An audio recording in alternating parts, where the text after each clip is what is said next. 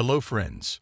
Today, I'm going to show you how to add animated text in Adobe Premiere Pro. Choose the title you want to animate. Go to the Effect Controls panel. Click on the stopwatch icon next to Position. Move the title to the left side of the screen. Move a few keyframes ahead and set the title to the center.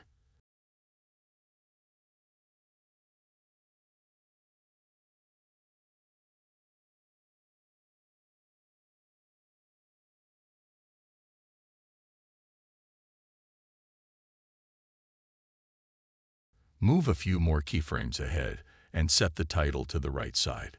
Select the two center keyframes, right-click, and choose Temporal Interpolation, greater than Auto Bezier or Continuous Bezier.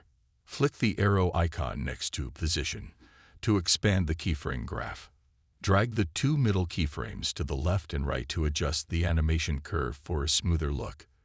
Decrease the gap between keyframes to speed up the animation. That's it. Your text is now animated.